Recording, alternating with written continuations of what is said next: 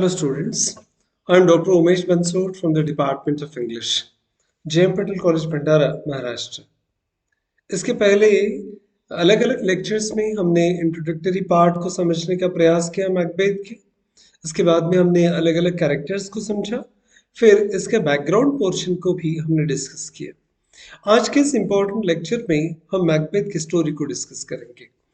William Shakespeare ने जितने important अलग अलग ट्रेजेडीज लिखे हैं, उन ट्रेजेडीज में से एक इम्पोर्टेंट ट्रेजेडी मैकबेथ को हम डिस्कस करेंगे।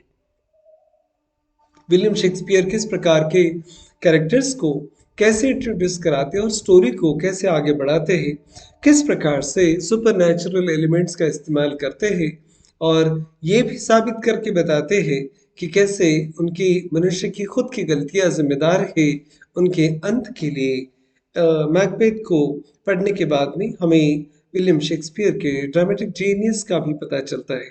Late us try to understand इस कहानी में होता क्या है। एक लिटरेरी एनालिसिस करेंगे हम पूरी कहानी का, समझने का प्रयास करेंगे कि कहानी आगे कैसे बढ़ती है। अलग अलग एक्ट्स में ये कहानी डिवाइड है। The first act of the play opens with thunder and lightning. पहला ही सीन खुलता है और आसमान में बिजलियां चमक रही है और बादलों की गरजने की आवाजें आ रही है। तो बिल्कुल टिपिकल ड्रामा की एक स्टार्टलिंग स्टार्ट जिसको कहते हैं, उस प्रकार से ड्रामा स्टार्ट होता है। The scene is that of the Scottish moor, और स्कॉटिश मूर का वो एक सीन है वहां पर। And three tired old women appear out of the thin air.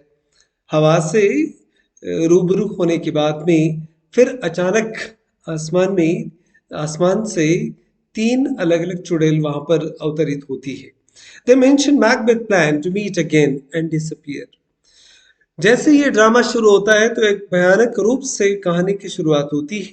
Three witches जो एक इम्पॉर्टेंट कैरेक्टर्स रहेंगे इस कहानी में, वो आसमान से दृश्य हो जाती है और मैकबेथ से फिर से मिलने का वादा करके फिर से अदृश्य हो जाती है। तो एक बिल्कुल सिनेमा स्टाइल शुरुआत यहाँ पर शेक्सपियर करते हैं। The witches meet again sometimes later. फिर कुछ देर बाद विचेस मिलती है मैकबेथ से। When Macbeth and Banquo, two Scottish generals of the meek and gentle King Duncan, are returning after their victory in a great battle. एक बहुत बड़े युद्ध में जीतने के बाद में बैंको और मैकबेथ लौट रहे होते हैं। ये दोनों स्कॉटिश जनरल है जो किंग डंकन के लिए काम करते हैं, और वापस आते समय रास्ते में उनकी मुलाकात इन तीन चुड़ैलों से होती है। On the way, they are stopped by the three strange, uncanny figures looking like women except for their beards. दाढ़ी बड़ी हुई है। दाढ़ी को देख के ऐसा लग नहीं रहा था कि फीमेल को विमेन कैरेक्टर्स से, पर कुछ कुल मिला के चुड़ैले का रूप उनको दिया गया है और इनकी मुलाकात होती है मैकबेथ और बैंको से। यहाँ से कहानी शुरू होती है आगे।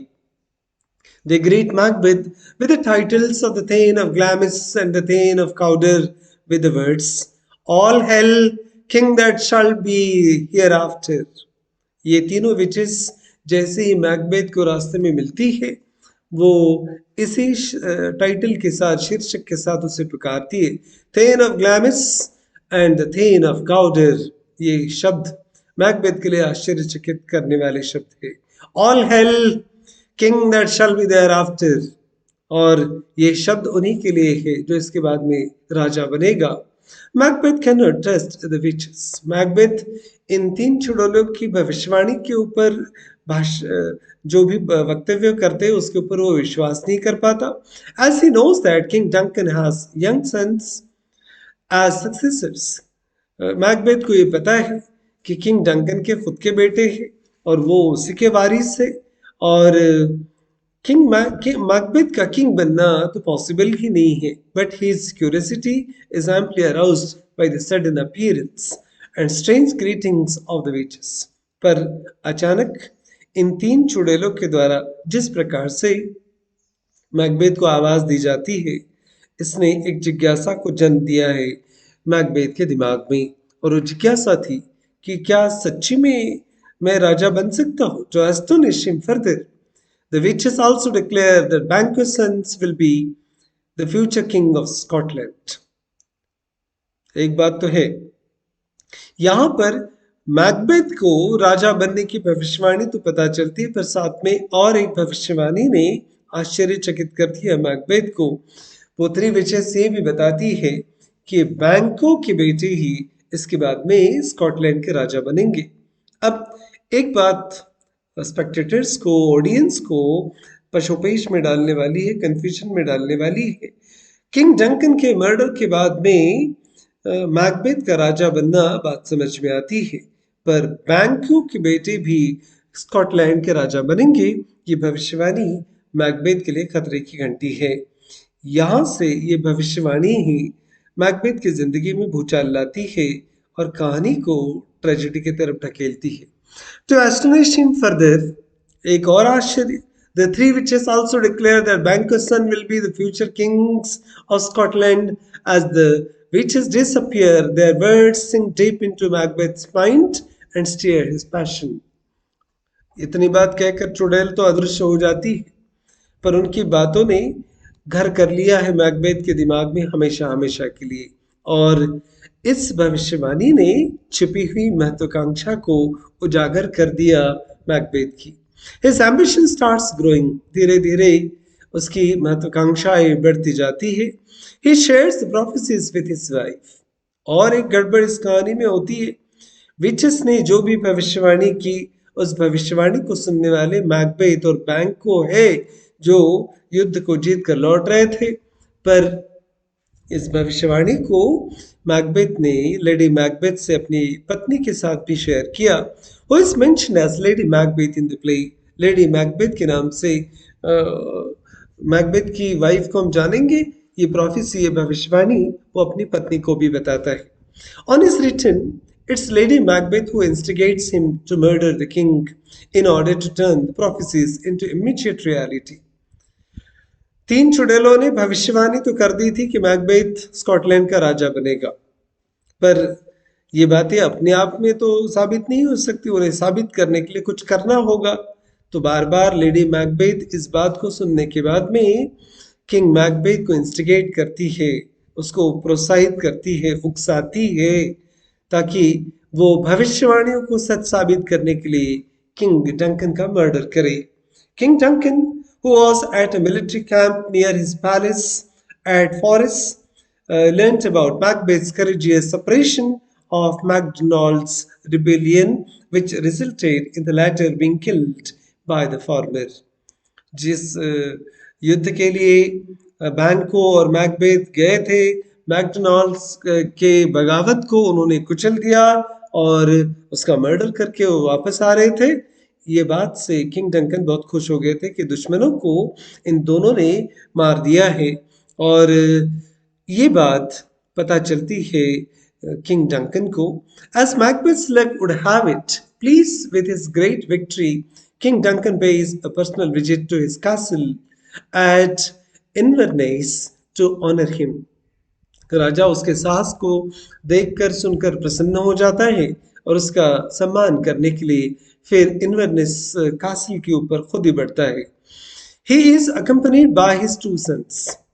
जब राजा किंग डंकन खुद मैकबेथ का सम्मान करने के लिए किले पर पहुंचते हैं इन्वर्नेस कैसल में, तब उनके साथ में उनके दो बेटे भी होते हैं। किंग डंकन के दो बेटों का नाम है Malcolm and Donald and accepts the hospitality of Lord and Lady Macbeth for the night. राजा किले में आ जाते हैं मैकबेथ का सम्मान करने के लिए, और लेडी मैकबेथ जिस प्रकार से उनका आदर सम्मान करती है उसका वो स्वीकार करते हैं। Lady Macbeth quickly hatches a plan to kill the king in his sleep in the middle of the night and farmers frames his two guards by smearing them with his blood. अब king Duncan तो castle में रुके हुए, वो आए थे Macbeth का सम्मान करने के लिए, पर लेडी मैकबेथ के दिमाग में कुछ और ही खिचड़ी पक रही थी। वो एक षड्यंत्र बनाती है, hatches a plan to kill the king, राजा को नींद में ही मारने का, मर्डर करने का plan. The middle of the night, मध्य रात्रि के बीच में, and frames his two guards by smearing them with his blood. और प्लान ऐसा बनाती है कि राजा का मर्डर करने का, और राजा का खून जो है इन सैनिकों के शरीर पर लगा देना और इल्जाम उनके ऊपर ढकेल देना। She knows that though her husband is brave and ambitious, he is too full of the milk of human kindness. Lady characters Lady Macbeth के रूप में मेल कैरेक्टर्स की तुलना में कितने पावरफुल हो सकते हैं, विलानियस हो सकते हैं, इसका एग्जाम्पल यहाँ पर एक मॉडल विलियम शेक्सपियर पेश करते हैं। लेडी मैकबेथ को ये पता था कि उसका पति शूर तो है, महत्वाकांक्षी भी है, पर इंसान का ही दूध पिया है और वो दयालुपन उसके अंदर भरा हुआ है, वो तो खुद मर्डर करेगा नहीं। She makes a great effort to convince Macbeth about the ultimate necessity of killing King Duncan to guarantee Macbeth's ascent to throne of the Scotland. Scotland के सिंहासन पर अगर उन्हें विरासत के रूप में अगर जाना है और राजगद्दी पर बैठना है तो किंग डंकन का मारना या उन्हें मारना जरूरी है। इस बात को बार बार वो मैकबेथ को समझाती है, and Macbeth resolves to kill Duncan. और मैकबेथ सुनता नहीं तो क्या करता, बीवी के बहकावे में आकर मैकबेथ कन्विंस हो जाता है कि किंग डंकन का मर्डर अभी हमने कर देना चाहिए। और पत्नी के समझाने के कारण, बहकाने के कारण मैकबेथ जैसा आदमी अपना विवेक खो बैठता है और किंग डंकन का मर्डर करने के लिए भी तैयार होता है। ये सारी गड़बड़ करती है थ्री विचेस की भविष्यवाणी। इन act 2 Banquo and his son Fleance pay a surprise visit to Macbeth and his wife. अचानक बैंको के दो बेटे भी वहां पर आ जाते हैं। बैंको mentions that he has dreamed about the witches. When Banquo mentions that the witches have revealed some truth to Macbeth, Macbeth shrugs it off, saying that he had not thought of them at all since he had made them in the woods. जब बैंको की मुलाकात होती है Macbeth के साथ में, तो उस भविष्यवाणी के बारे में भी वो पूछता है, पर टाल देता है मैकबेथ ये कहकर कि वो उसने इस बारे में सोचा नहीं, और सोचने की जरूरत भी क्या थी। जंगल में ऐसे ही मुलाकात हो गई थी थ्री विचेस के साथ में, और उसको सीरियसली लेने की जरूरत नहीं थी। ऐसा बोलकर वो मैकबेथ बात को टाल देता है। Macbeth and Banquo decides to discuss the witches later. अब थ्री विचेस ने क्या कहा था इस बात को बाद में डिसाइड कर लेंगे, ऐसा कहकर after Banquo and Flynn's leave, Macbeth has a vision of dagger floating in the air and moving in the direction of Duncan's room. और जैसे ही बैंको और फ्लिंस वहां से चले जाते हैं, मैकबेथ हवा में लहराती हुई तलवार लेकर निकलता है, moving in the direction of Duncan's room, वो डंकन के कमरे की तरफ जहां पर किंग डंकन आराम फरमा रहे हैं, with its handle pointing towards himself. वो अपने तलवार का एक नोकीला हिस्सा अपनी तरफ करता है। He also see blood smeared on its blade. और जैसे ही वो तलवार को देखता है, उसको बहुत सारा खून वहां पर लगा हुआ दिखता है। With his secret murderous intention now slowly gnawing at his consciousness. जाने अनजाने में मर्डर के प्लान के सारे सिम्टम्स उजागर होने लगे। अब यहाँ से एक साइको एनालिसिस शुरू होता है मैकबेथ के कैरेक्टर का। मर्डर का प्लान दिमाग में है, पर खून उसको तलवार पर लगा हुआ दिखता है। And Macbeth grows more and more reticent and inward looking, और वो अंतर्मुख हो जाता है और फिर खुद ही खुद सोचने लग जाता है। He also starts hearing strange sounds. अचानक उसके साइकोलॉजी में क्या परिवर्तन होते हैं, वो कुछ अजीब अजीब आवाजें भी उसे सुनाई देने लगती है।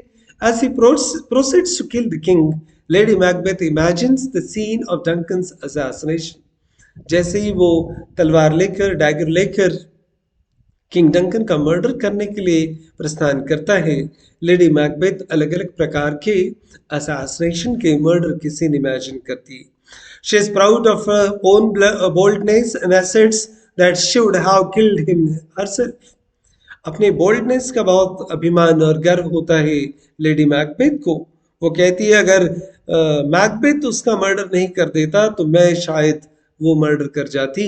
And had he not reminded her my father's as he slept, और मैं ये भी नहीं देखती कि वो कौन सोया है, मेरे पिता है कि कौन है. With his wife constantly by his side, egging him on, Macbeth succeeds in stabbing Duncan to death in sleep. और बीवी के बार बार बार इंस्टिगेट करने के उकसाने के कारण मैकबेथ फिर बहकावे में आकर मर्डर कर देता है किंग डंकन का नींद में ही. The dramatic intensity of the murder is heightened as it is followed by ominous sounds. यहाँ से ड्रामेटिक इन्फ्लुएंस शेक्सपियर बताना शुरू करते हैं. सुपरनैचुरल एलिमेंट्स का एंट्री शुरू हो जाता है. जैसे ही वो मर्डर करता है, किंग डंकन के मर्डर के बाद में मैकबेथ को बहुत बुरी बुरी आवाजें सुनाई देने लगती है.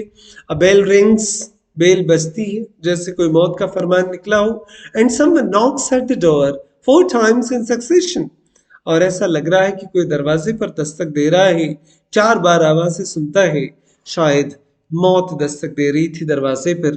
There is a dramatic irony in the fact that the person at the door is Macduff. अब ये एक अजब इत्तेफाक है, दरवाजे पर मैकडफ दस्तक दे रहा है, who eventually kills Macbeth in the final act. ये वही मैकडफ है जो अंतिम एक्ट में ही फिर मैकबेथ का मर्डर कर देता है. It is almost as if by killing the king Macbeth has invited his own doom that has come knocking at the door. दरवाजे पर कोई दस्तक दे रहा है, दरवाजा खोलने के लिए बोल रहा है. मैकबेथ को ऐसा लगने लगे कि किंग डंकन का मर्डर करके बहुत सारी समस्याओं को, अपनी खुद की मौत को उसने इनवाइट कर लिया है, आमंत्रित किया है, और शायद वही मौत दस्तक दे रही है दरवाजे पर. Despite her being the prime instigator of murder, lady Macbeth guilt starts building up from this point. सबसे इम्पोर्टेंट कैरेक्टर अगर कोई है जो उकसाता है मैकबेथ को मर्डर करने के लिए, तो लेडी मैकबेथ है.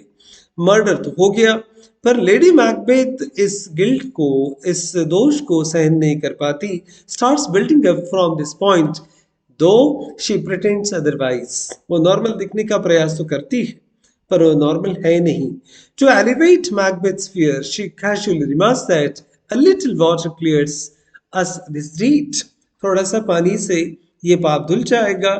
इस प्रकार का वो बोल्डनेस दिखाने का प्रयास करती है, पर उसके मन के भीतर जो उछाला गया है, जो तूफान आ रहा है, उसका शायद अंदाजा नहीं है.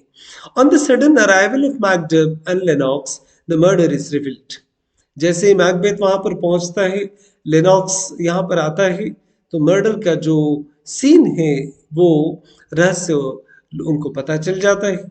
Macbeth pretending to be suspicious of Duncan's bodyguard to be his killers, hastily kills them, feigning anger. अगर मैकबेथ यहाँ पर रिएक्ट नहीं करेगा तो शक के दायरे में आएगा, इसलिए मैकबेथ सारा का सारा इल्जाम वो दोनों बॉडीगार्ड्स के ऊपर डाल देता है और तुरंत आनंद फानंद में सबूत मिटाने के लिए दोनों बॉडीगार्ड का गुस्से में मर्डर कर देता है. Thus, though he is able to eliminate them before they could prove their innocence, this act turns the needle of suspicion towards Macbeth himself. जल्दबाजी में उन दोनों का मर्डर तो कर दिया मैकबेथ ने, पर शक की सुई को अपनी तरफ मोड़ दिया.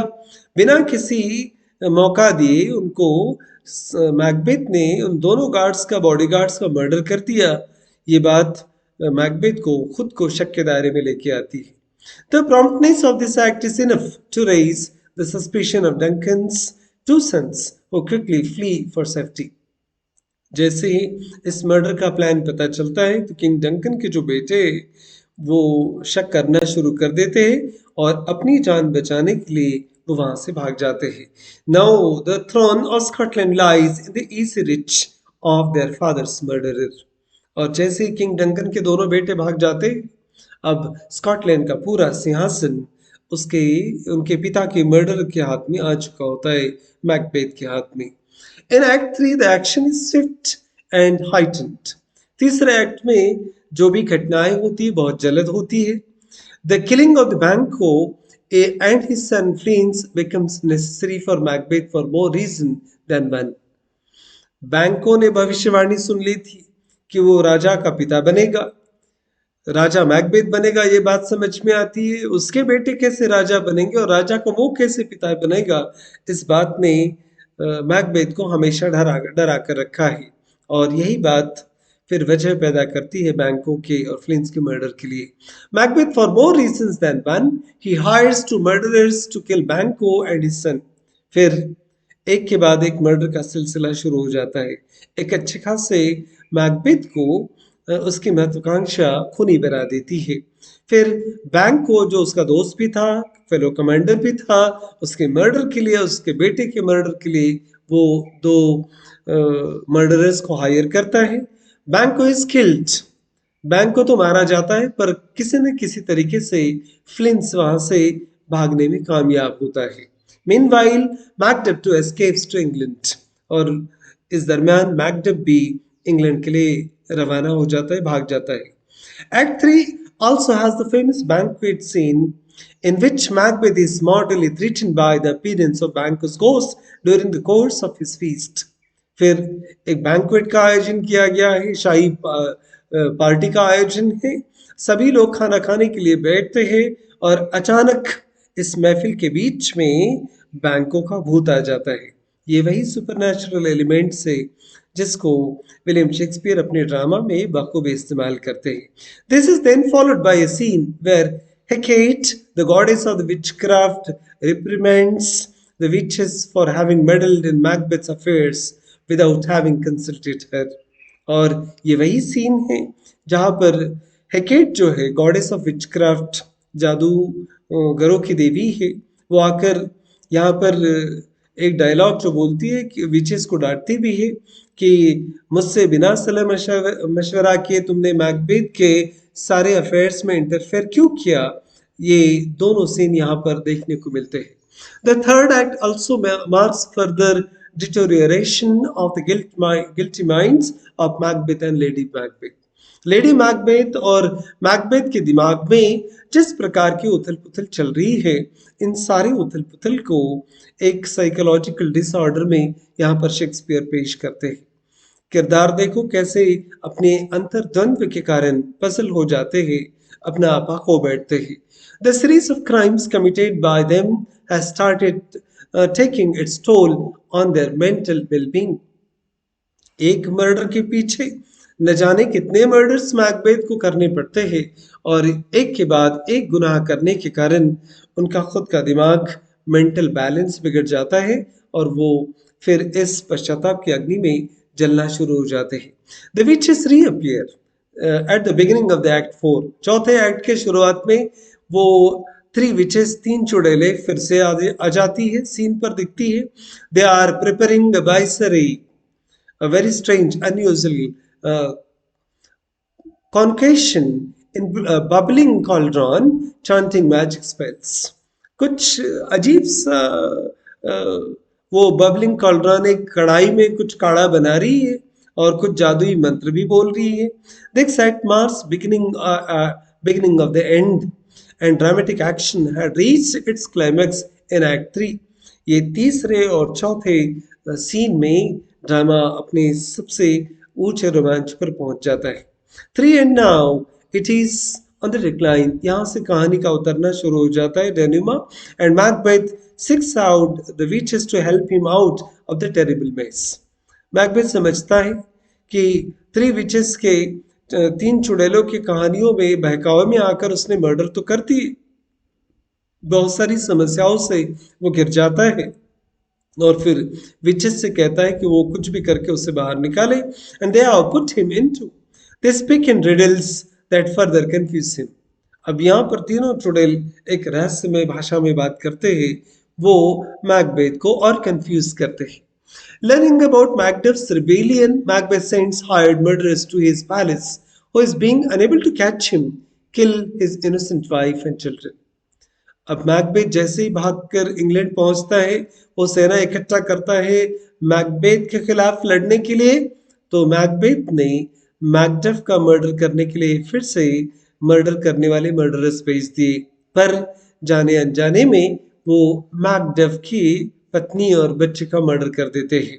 The murder of innocent children is the last straw as murder is heaped on murder by Macbeth.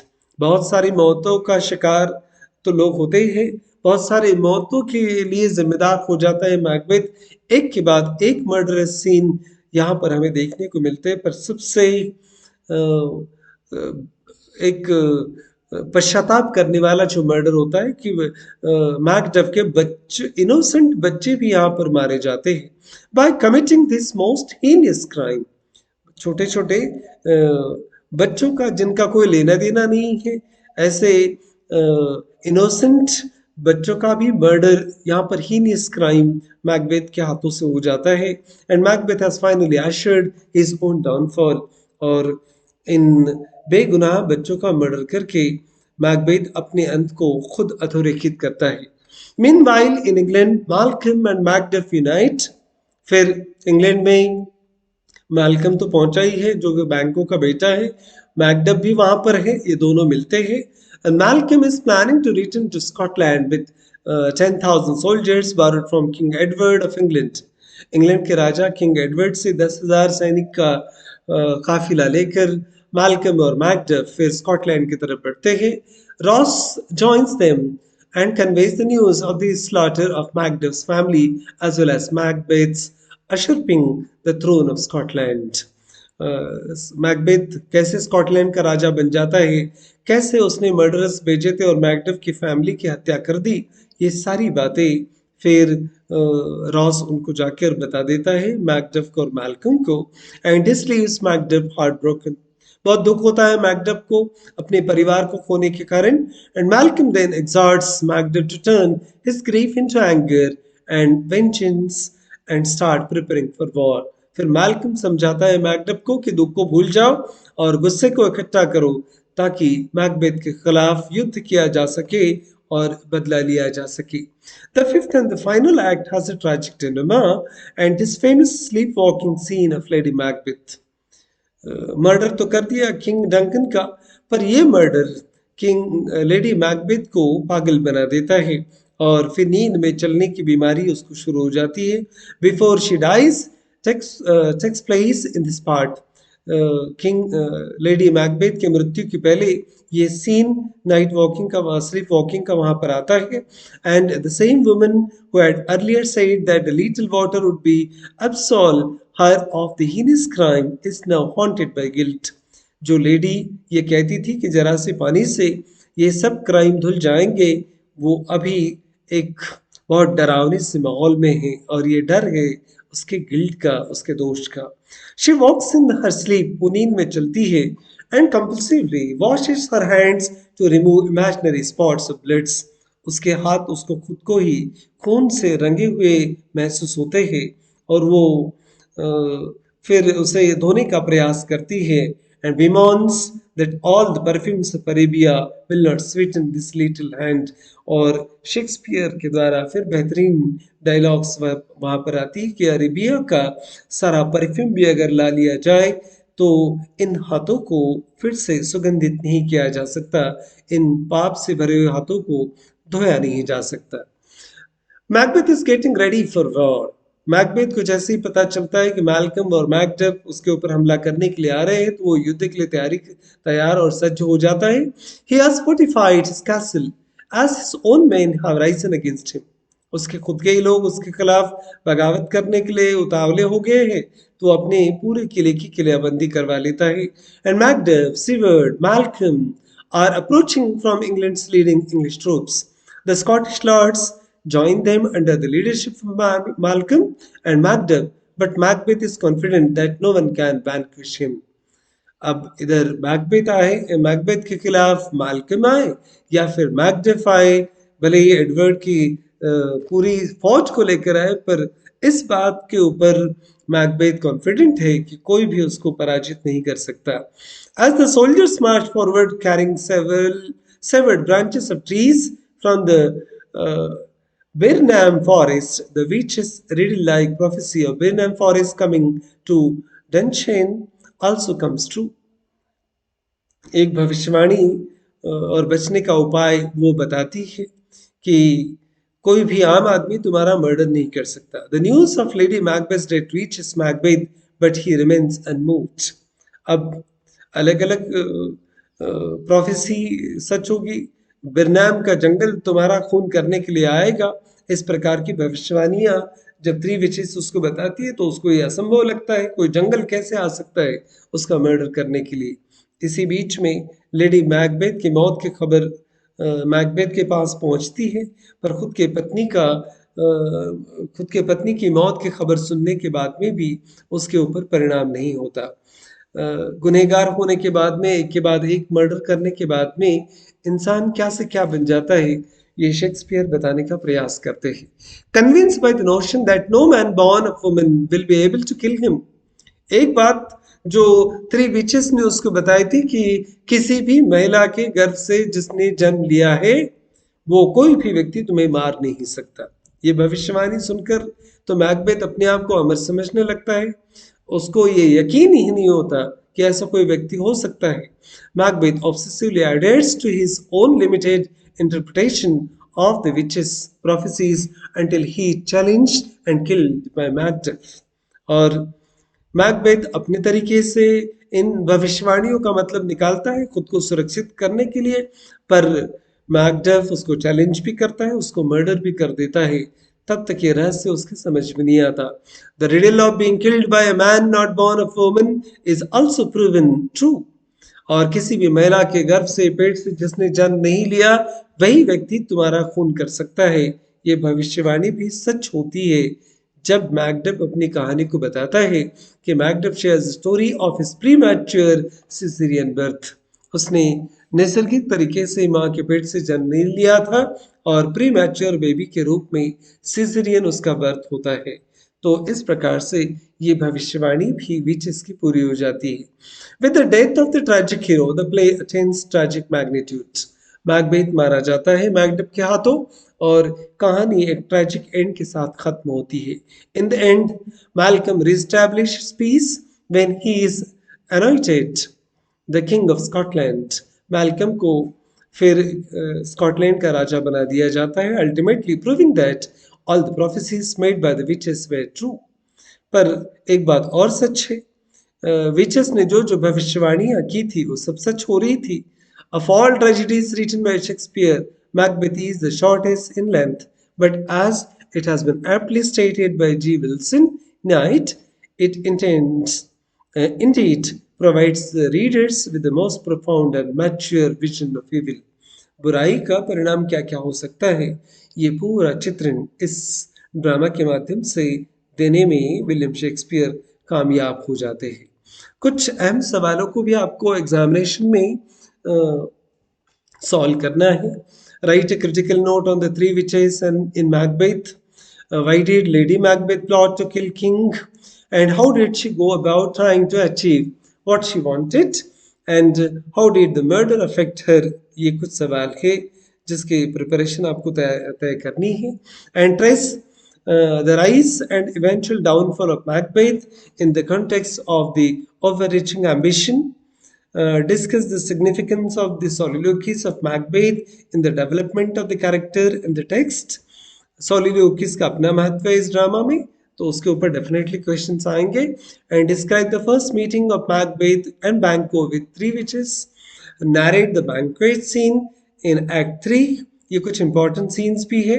What are the main themes of the Macbeth, अलग अलग कौन सी थीम है, and what does Shakespeare want to convey through them. इन अलग अलग theme के माध्यम से शेक्सपियर क्या सजेस्ट करना चाहते हैं। What does the sleepwalking scene reveal about the character of Lady Macbeth. Lady Macbeth के साथ में स्लीप वॉकिंग का सीन सबसे इंपॉर्टेंट सीन है, तो वो क्या दर्शाता है इसका भी जवाब आपको देना पड़ेगा। What were the witches prophecies about Macbeth. Short answer question के लिए सवाल आएंगे।